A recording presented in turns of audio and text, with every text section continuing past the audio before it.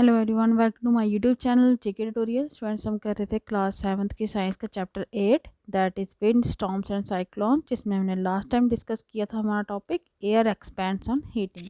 आज हम डिस्कस करेंगे हमारा आज का टॉपिक जो है wind currents are generated due to uneven heating on the earth. लेकिन उससे पहले जो मेरे चैनल पर न्यू हैं, मेरी वीडियो को फर्स्ट टाइम देख रहे हैं, तो प्लीज़ इसे सब्सक्राइब करना ना भूलें। चलिए स्टार्ट करते हैं। Wind currents are generated due to uneven heating on earth. Wind current जो होते हैं वो जनरेट होते हैं जब आपकी अनइवन हीटिंग होती है। अर्थ की बराबर हीटिंग नहीं होती। अर्थ कहीं से गर्म है, कहीं ठंडी है, उसके कारण ही आपके विंड करंट जो हैं वो प्रोड्यूस होती हैं, वो जनरेट होती हैं। इनके लिए भी सिचुएशंस हैं। कौन सी हैं? अनइवन हीटिंग होती है जब इक्वेटर और पोल के बीच में।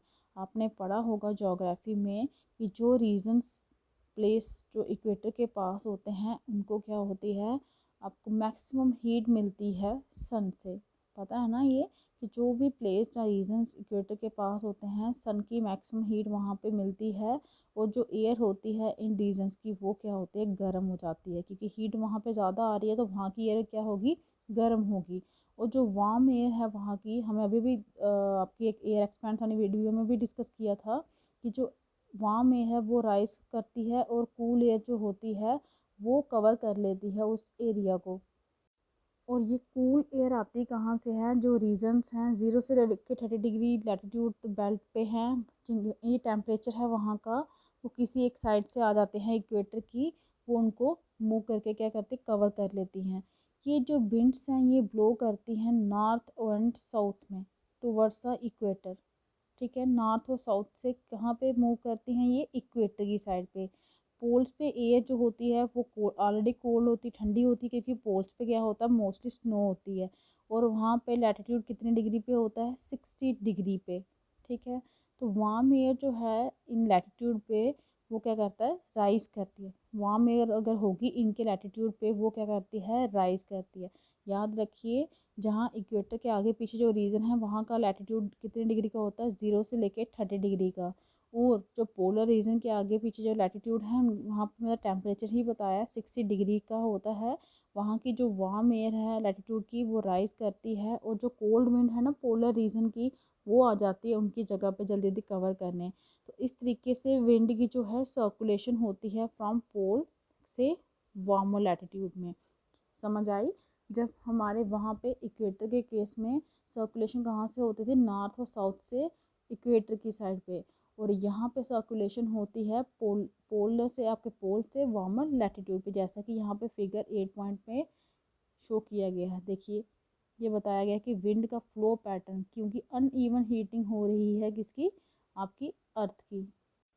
और जो विंड्स हैं वो फ्लो करती हैं नॉर्थ साउथ डायरेक्शन में, फ्रॉम नॉर्थ टू साउथ करती हैं या साउथ टू नॉर्थ करती हैं। और जो जो चेंज होता है डायरेक्शन में, ये अगर नॉर्थ टू साउथ में साउथ टू नॉर्थ करती हैं, ये किसके कारण होता है, ये अर्थ की रोटेशन के कारण है। ये डिपेंड करता है अर्थ की रोटेशन पे, होस किस टाइम पे नॉर्थ टू साउथ चलेंगी या किस टाइम पे साउथ टू नॉर्थ चलेंगी। तो एक कारण तो आपका uneven heating of poles and equator था, दूसरा uneven heating of land and water भी है। आपने पढ़ा हुआ है सी ब्रीज और लैंड ब्रीज के बारे में पढ़ा था, चैप्टर 4 दैट इज़ हीट में हमने डिस्कस किया हुआ ऑलरेडी। गर्मियों के दिनों में क्या होता है, इक्वेटर के पास जो लैंड है वो बहुत जल्दी जो होता है गर्म हो जाता है, क्योंकि ऑलरेडी इक्वेटर को मैक्सिमम हीट जो है सन की प्रोवाइड होती है। और गर्मियों के दिनों में तो टेम्परेचर और भी हाई हो जाता है, और ज़्यादा टाइम जो क्या होता है टेम्परेचर लैंड का वो गर्म ही रहता है एज़ कम्पेयर टू किससे, जो वाटर है ओशियंस में। क्योंकि जो ओशियंस में है वहाँ का टेम्परेचर लो रहेगा, लेकिन लैंड का टेम्परेचर जो है इक्वेटर के पास वो क्या होता है, ज़्यादा होता है। वो जो एयर होती है लैंड पे वो गर्म हो जाती है और वो राइस करती है। ठीक है, तो इक्वेटर के पास जो रीजन है वहाँ की एयर क्या हो जाती है, गर्म हो जाती है और वो राइस करती है। इसके कारण क्या होता है, विंड जो होती है फ्लो हो करना स्टार्ट हो जाती है, कहाँ से, ओशियन से, कहाँ पे, लैंड पे। विंड क्यों फ्लो करना स्टार्ट होगी, ये हमने चैप्टर में भी ऑलरेडी डिस्कस किया हुआ है कि विंड मूव करती है फ्रॉम लो, अपने हाई प्रेशर से लो प्रेशर पे। ठीक है, हवा थी ना वहाँ पे कूल थी, वहाँ से विंड क्यों आई, क्योंकि उसने आना है उस प्लेस को कवर करने के लिए। तो वहाँ पे जब कवर करने के लिए आएगी, वहाँ पे विंड क्या करेगी, फ्लो करना शुरू हो जाएगी। विंड आएगी ना तूफान जैसी। और इसी के कारण क्या आती हैं, मानसून विंड्स आती हैं। मानसून जो वर्ड है वो आपका अरबिक वर्ड है मौसम, जिसका मतलब होता है सीज़न। सीज़न को भी हम मौसम ही बोलते हैं। डायरेक्शन में जो विंड है उसकी डायरेक्शन जो है वो क्या हो जाती है, उल्टी हो जाती है, रिवर्स हो जाती है विंटर के दिनों में। समर में तो आई, समर से कहाँ से आई, ओशियन से आ गई इक्वेटर में, लेकिन विंटर में इसकी डायरेक्शन चेंज हो जाती है। विंटर में क्या होता है, ये लैंड से ओशियन की साइड चलती है। क्यों? क्योंकि जो विंड्स होती हैं ओशियन से वो कैरी करती हैं वाटर, और उसके बाद बारिश आती है, और ये वाटर साइकिल का ही पार्ट है। ठीक है, ये कंडें इवापोरेशन होना, कंडेंसेशन होना, फिर रेन आना, ये सब किसके पार्ट है, इवापोरेशन के। और ये वाटर साइकिल के पार्ट हैं, क्योंकि ये वाटर साइकिल में ही होता है बारिश आने का। जो आपको पता है, सारा वाटर साइकिल के बारे में पढ़ा होगा। ओशियन से क्या होती है, इवापोरेशन होती है वाटर की, वाटर ऊपर जाता है वेपर की फॉर्म में। उसके बाद जब वो कंडेंस होता है, ठंडा होता है, तो रेन की फॉर्म में दोबारा नीचे आ जाता है। तो मॉनसून विंड्स जो होती हैं वो अपने साथ क्या लाती हैं, वाटर और रेन्स लाती हैं। क्लाउड जो है वो साथ में क्या लाते हैं, रेन लाते हैं, और हमें हैप्पीनेस भी प्रोवाइड करते हैं गर्मियों के दिन में। जो हमारे किसान हैं हमारी कंट्री के, वो डिपेंड करते हैं रेन्स में अपनी फसलों के लिए, क्योंकि कई ऐसी जगह होती हैं जहाँ पे फसलों को पानी कहाँ से लगता है, रेन से ही लगता है। बहुत सारे हमारे अपने लोकल सॉन्ग्स, फोक सॉन्ग्स जो हैं वो रिलेटेड हैं, जुड़े हुए हैं किससे, क्लाउड से और रेन से। उन्हें गाइए, इंजॉय कीजिए अपने फ्रेंड्स के साथ, अगर आपको वैसा कोई गाना आता हो। ये भी आपके लिए एक एक्टिविटी की तरह है।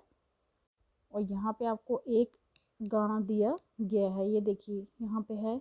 ये लोकल सॉन्ग या फोक सॉन्ग जिसे आप बोलते हो, ये वो है, roaring cloud across the sky tell us that monsoon here, dark and floating cloud and pour, rain drops everywhere. ये आपका फोक सॉन्ग है, आप इसको गा के भी आप इसको इंजॉय कर सकते हैं अपने फ्रेंड्स के साथ। लेकिन ये हमेशा हैप्पी एंडिंग नहीं होती। बारिश आना हमेशा कई बार बहुत प्रॉब्लम भी क्रिएट करता है।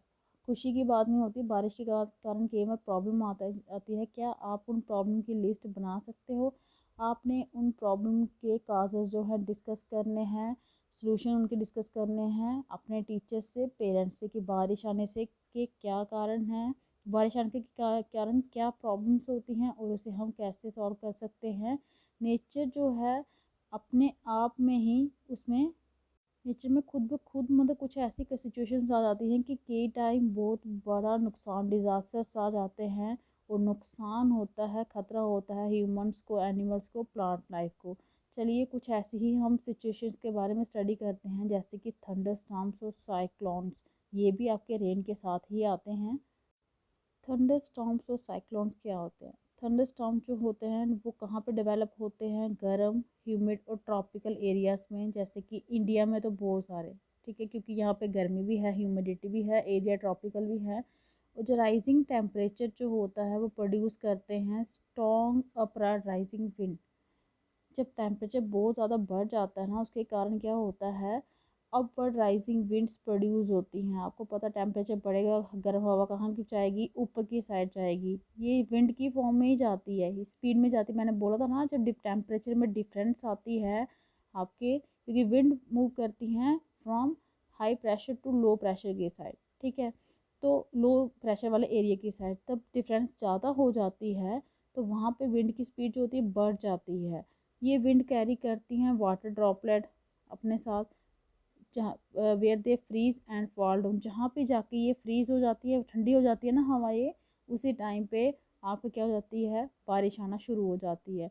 और जो ये एकदम मूवमेंट होती है फॉलिंग वाटर ड्रॉपलेट की, किसके साथ, राइजिंग एयर के साथ, उसके कारण क्या होता है, लाइटनिंग भी होती है और साउंड भी होती है। लाइट भी आपने देखा, जब बारिश आती है बिजली चमकती है, बादल गरजते हैं। ठीक है, यही इवेंट है, इसे हम क्या कहते हैं, थंडर स्टॉर्म। आप इसने पढ़ा होगा, पढ़ेंगे लाइटनिंग के बारे में हाई क्लासेस में, कि लाइटनिंग कैसे होती है। अब ये साउंड प्रोड्यूस होना, लाइट, ये इसलिए होता है कि देखिए वो इतनी गर्म हुई होती है, फिर जब वो फ्रीज होना स्टार्ट होती है तो बारिश तो आती है, लेकिन एकदम से गर्म चीज़ को आप ठंडा करोगे ना, तो वहाँ पे, अब मैंने टिन कैन का भी आपको एग्जांपल बताया था, जब आप टिन कैन को गर्म करते हो, जब उस पर आप ठंडा पानी डालते हो एकदम से, तो उसमें आती है ना, सर की आवाज़ आ रही थी, आती है। मोस्टली गर्म चीज़ पर पानी फेंकोगे तो उसमें से साउंड प्रोड्यूस होती है, वैसा ही यहाँ पे भी कंडीशन होती है। अगर स्टॉर्म हो आ रहा हो, साथ में लाइटनिंग हो, तो आपको ये प्रिकॉशन याद रखनी चाहिए। आपने शेल्टर के नीचे नहीं जान do not take shelter under an isolated tree. किसी भी ट्री के नीचे शेल्टर नहीं जाना है। अगर आप फॉरेस्ट में हैं तो आप शेल्टर ले सकते हैं स्मॉल ट्री का, छोटी ट्री का। ग्राउंड पे नहीं खड़े रहना है। आपने do not take shelter under an umbrella with a metallic end. ऐसे अम्ब्रेला का जिसका एंड जो है मेटल का बना हो, कॉपर का, आयरन का, ठीक है, उसको भी, उसके अंदर भी नहीं खड़े होना है। Do not sit near a window, window के पास भी खड़े नहीं होना। Open garage, storage shed, metal sheds, ये भी सेफ प्लेस नहीं है। यहाँ इनके शेल्टर भी आपने नहीं लेने हैं। कार और बस जो है वो सेफ प्लेस है शेल्टर के लिए, ठीक है। अगर आप पानी में हैं, जल्दी से बाहर आना है और बिल्डिंग के अंदर जाना है। ये प्रिकॉशन आपने याद रखने हैं जब भी बारिश हो रही हो और साथ में लाइटनिंग चमक रही हो, तूफान आ रहा हो। ये प्रिकॉशन आपने ज़रूर अपनाने हैं। अब कैसे थंडरस्टॉर्म एक साइक्लोन का रूप कैसे ले लेता है, आपको पता है वाटर को क्या चाहिए, रिक्वायर हीट। जब उसको चेंज होना होता है लिक्विड से वेपर स्टेट में, ठीक है। लिक्विड से वेपर स्टेट में वाटर तभी जाता है जब हम उसे गर्म करते हैं। तो क्या वाटर जो है दोबारा हीट प्रोड्यूस करेगा जब वो कंडेंस होता है लिक्विड की फॉर्म में?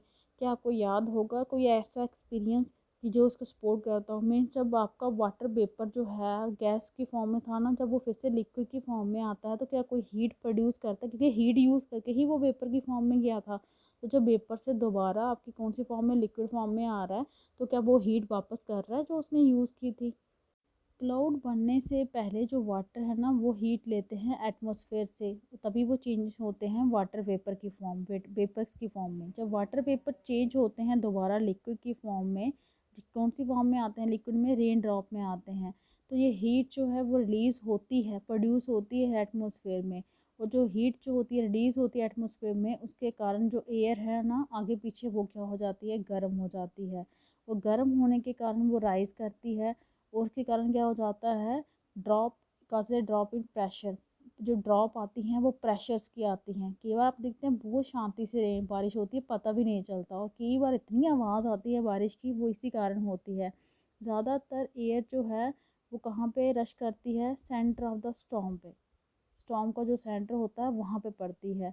ये साइकिल जो होता है दोबारा रिपीट होता है। वैसे ही वेपर बनना, वेपर से दोबारा लिक्विड फॉर्म में आना और हीट का जनरेट होना, जो चेन है इवेंट की, वो एंड करती है बाद में formation of a very low pressure system. ऐसे प्रेशर ऐसा सिस्टम बनता है जिसका एयर प्रेशर बहुत लो होता है।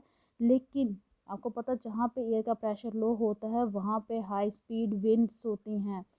क्योंकि हाई स्पीड विंड्स हमने किया था ना, high speed winds are accompanied by reduced air pressure. Air pressure कम होता है लेकिन विंड की स्पीड क्या हो जाती है, हाई हो जाती है। यही वेदर कंडीशन है जिसे हम क्या कहते हैं, साइक्लोन कहते हैं। प्रेशर तो एयर का कम हो गया लेकिन विंड की स्पीड क्या हो गई, हाई हो गई।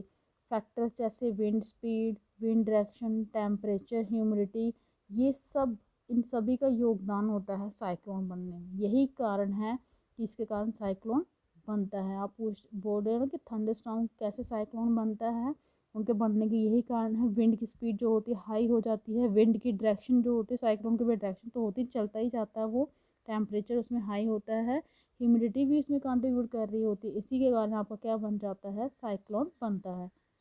ये देखिए यहाँ पे फिगर में बताया गया है ये साइक्लोन कैसे बनता है ना। ये फिगर में दिखाया, यही रिवॉल्व जो गोल गोल कर रहा है यही आपका साइक्लोन है। ये यहाँ पे देखिए image of the I of A cyclone, यहाँ पे इमेज बताई है साइक्लोन की आई की। और यहाँ पे बताया rising water caused by A cyclone, जब तूफान आता है तो पानी कैसे राइज करता है ओशियंस में, सीज में, ठीक है। अब नेक्स्ट है हमारा डिस्ट्रक्शन की जो होती है साइक्लोन से।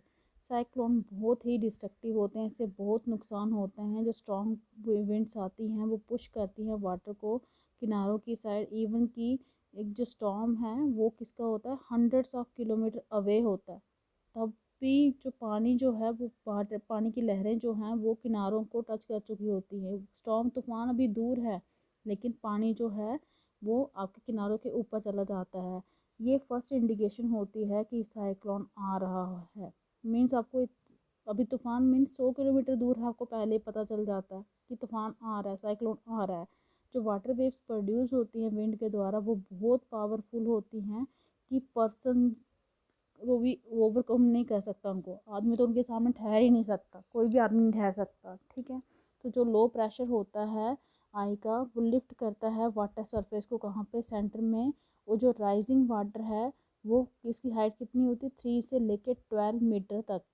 मीन्स लो प्रेशर के कारण जो आपका वाटर का सरफेस है ओशियन से, जहाँ आपका सीज का वो हाई हो जाता है, कितना ऊपर जाता है, 3 से लेकर 12 मीटर तक ऊपर जाता है, ठीक है। और ये ऐसा लगता है जैसे कि वाटर वॉल मूव कर रही है किनारों की साइड। रिजल्ट क्या होता है, सी वाटर एंटर कर जाता है, जो आपके समुद्र के तटीय इलाके जो हैं वहाँ पे एंटर कर जाता है, जिसके कारण लॉस होता है लाइफ का, प्रॉपर्टी का। वो यहाँ इसके कारण रिड्यूस हो जाती है फर्टिलिटी भी सॉइल की। वहाँ पे जो सॉइल के आपके खेत वगैरह होते हैं उनकी सॉइल की फर्टिलिटी भी क्या हो जाती है, कम हो जाती है। लगातार रेनफॉल होने के कारण कई बार क्या हो जाता है, फ्लड की, बाढ़ की सिचुएशन आ जाती है। और हाई स्पीड विंड्स जो हैं उसके साथ क्या आती हैं, साइक्लोन जो है वो डैमेज करते हैं हाउसेस को, टेलीफोन्स को और भी कम्युनिकेशन सिस्टम को, ट्रीज़ को, जिसके कारण बहुत ज़्यादा नुकसान होता है लाइफ और प्रॉपर्टी का। साइक्लोन्स जो होते हैं वो बहुत ही ज़्यादा डिस्ट्रक्टिव होते हैं। ये इतना नुकसान करके जाते हैं कि वो नुकसान पूरा होते होते बहुत टाइम लग जाता है। प्रॉपर्टी का नुकसान तो चलो बाद में हो जाएगा, लेकिन जो लाइफ का नुकसान है वो तो बाद में भी नहीं पूरा होता। साइक्लोन को भी अलग अलग नामों से जाना जाता है, अलग अलग पार्ट्स ऑफ वर्ल्ड में इसे हरिकेन कहा जाता है। अमेरिकन कॉन्टिनेंट में, फिलीपींस और जापान में इसे टाइफून कहा जाता है। याद रखिए ये नाम, अमेरिकन कॉन्टिनेंट में इसे हरिकेन कहा जाता है, फिलीपींस और जापान में इसे टाइफून कहा जाता है। टॉर्नेडोज, टॉर्नेडोज क्या होता है, हमारी कंट्री में जो ज़्यादातर नहीं होते। टॉर्नेडो एक डार्क फनल शेप का क्लाउड होता है जो कहाँ रीच करता है, स्काई से ग्राउंड की साइड पे। ऐसा लगता है जैसे स्काई से ग्राउंड पे आ रहा है। वो ज़्यादातर टॉर्नेडोज जो होते हैं वो वीक ही होते हैं। एक वायलेंट जो टॉर्नेडो है वो उसकी ज़्यादा से ज़्यादा स्पीड कितनी होती है, 300 किलोमीटर। मतलब जो ज़्यादा स्पीड वाला टॉर्नेडो है ना उसकी स्पीड कितनी होती है, 300 किलोमीटर पर आवर। टॉर्नेडो में वे form within cyclone. Tornado जो कहाँ से बनते हैं, साइक्लोन से ही बनते हैं। और जो होल कोस्ट लाइन इंडिया जो है उसमें ज़्यादातर मतलब साइक्लोन्स का इतना ज़्यादा इफेक्ट नहीं होता, पार्टिकुलरली होता कहाँ पे, ईस्ट कोस्ट पे होता है। तो जो वेस्ट कोस्ट है इंडिया की उसमें ज़्यादा इसका नहीं इफेक्ट होता साइक्लोन्स का, क्योंकि ना ही इंटेंसिटी के टर्म्स में ना ही आपका फ्रीक्वेंसी के टर्म में साइक्लोन्स के। अब कौन कौन से इफेक्टिव सेफ्टी मेजर्स हैं, साइक्लोन फोरकास्ट और वार्निंग सर्विस दी होती है। ये पहले बताया जाता है कि एरिया को खाली, रीजन्स को खाली कराया जाता है कि साइक्लोन्स वगैरह आ रहे हैं। रैपिड कम्युनिकेशन वार्निंग्स होती हैं, ठीक है। गवर्नमेंट एजेंसीज़ को, पोर्ट्स को, फिशरमैन शिप्स को, जनरल पब्लिक को भी दी जाती हैं। साथ ही में कंस्ट्रक्शन होती है साइक्लोन शेल्टर की, साइक्लोन प्रोन एरिया जहाँ पे साइक्लोन्स आते हैं। और एडमिनिस्ट्रेटिव अरेंजमेंट होती है, लोगों के जल्दी से जल्दी इनको सेफ प्लेस पे मूव किया जाता है। लोगों के द्वारा क्या एक्शन लिया जाता है, जाना चाहिए, लिया जाता है। हमें इग्नोर नहीं करना चाहिए वार्निंग को, जो भी मेट्रोलॉजिकल डिपार्टमेंट देता है, टीवी पे, रेडियो पे, न्यूज़पेपर पे। हमें नेसेसरी अरेंजमेंट करनी चाहिए और शिफ्ट कर जाना चाहिए अच्छे सेफ प्लेसेस पे, अपनी हाउस होल्ड गुड्स के साथ, डोमेस्टिक एनिमल्स के साथ, गाड़ियों वगैरह के साथ सेफ प्लेस पे चले जाना चाहिए। अवॉइड करना चाहिए, ड्राइव नहीं करना चाहिए रोड्स पे जहाँ पे स्टैंडिंग वाटर हो, जहाँ फ्लड्स वगैरह हो, जहाँ डैमेज हो रोड पे। रेडी रहना चाहिए। फ़ोन नंबर जो हैं एमरजेंसी सर्विस के, जैसे police, fire brigade, medical centre के, ये सब हमारे पास रेडी होने चाहिए। और कौन से प्रिकॉशंस हैं जो हमें लेने चाहिए साइक्लोन हिट एरिया में। Do not drink water that could be contaminated. कोई पानी अगर ख़राब हो चुका है तो वो मतलब, अगर ये साइक्लोन्स के बाद की कंडीशन बताएंगे, वो मत पीजिए। ऑलवेज वो पीजिए जो स्टोर किया हुआ ड्रिंकिंग वाटर है इमरजेंसी में। टच मत कीजिए गीले स्विचेस को, फॉर जो गिरी हुई तारें जो होती हैं पावर लाइंस की, इलेक्ट्रिसिटी की। Do not go out just for the sake of fun. सिर्फ मजाक के लिए बाहर मत जाइए। Do not pressurise the rescue force by making undue demand. को जो बेचारे आपके रेस्क्यू फोर्सेस होते हैं जो आपको वहाँ पे सेफ प्लेस पे लेके जा रही हैं। कोई बेकार की उनके आगे डिमांड मत कीजिए, उनको डिस्टर्ब मत कीजिए, उनके काम में कोऑपरेट कीजिए उनके साथ, और हेल्प कीजिए अपने नेबर्स और फ्रेंड्स की। कौन कौन सी एडवांस टेक्नोलॉजी हैं जो हेल्प करती हैं? आजकल के दिनों में बहुत सारी एडवांस टेक्नोलॉजी आ गई हैं जिससे हम बेटर प्रोटेक्ट कर सकते हैं। अर्ली पार्ट जो है लास्ट सेंचुरी का, वहाँ पे कोस्टल रेजिडेंट जो हैं may have had a less than a day to prepare or evacuate their homes from an oncoming cyclone। वहाँ पे ऐसे ऐसे रेजिडेंट्स बना दिए कि हैं कि साइक्लोन के आने से पहले ही लोगों को मूव किया जाता है सेफ प्लेसेस पे। वर्ल्ड जो है आजकल बहुत ही डिफरेंट हो गया है। ये जो इतनी ज़्यादा हमें न्यूज़ मिल जाती है, कई दिन हफ्ते पहले मिल जाती है साइक्लोन आने की, ये सब थैंक्स किसका है? सैटेलाइट का है, रडार्स का है, जो साइक्लोन अलर्ट, साइक्लोन वॉच जो है इशू कर देते हैं 48 घंटे में ही। 48 घंटे में पहले ही एग्जैक्टली पता चल जाता है, एक्सपेक्ट कर दिया जाता है कि स्टॉर्म आ रहा है या साइक्लोन की वार्निंग मिल जाती है। स्टॉर्म की वार्निंग जो है आपको 48 घंटे पहले मिलती है, और साइक्लोन की वार्निंग आपको 24 घंटे पहले मिलती है। वो मैसेज जो है ब्रॉडकास्ट हो जाता है हर आधे घंटे घंटे में। मैसेज जो है वो मतलब उसके आता है टीवी पे, रेडियो पे, न्यूज़ में आ रहा होता है कि साइक्लोन जो है पास पास आ रहा है कोस्टल एरिया के। कुछ नेशनल और इंटरनेशनल ऑर्गेनाइजेशंस हैं जो कोऑपरेट कर रही हैं मॉनिटर करने में साइक्लोन रिलेटेड डिज़ास्टर पे। इन पे काम अभी चल रहा है। इसके साथ ही आपका चैप्टर जो विंड स्टॉर्म एंड साइक्लोन जो है वो भी कंप्लीट होता है। आई होप कि आपको अच्छे से समझ आ गया होगा। अगर आपको मेरी वीडियो अच्छी लगी हो तो प्लीज़ इसे लाइक कीजिए, शेयर कीजिए, चैनल को सब्सक्राइब कीजिए, ताकि आपको जो मेरी लेटेस्ट वीडियो हैं वो टाइम टू टाइम मिलती रहें। आज के लिए इतना ही। Thank you.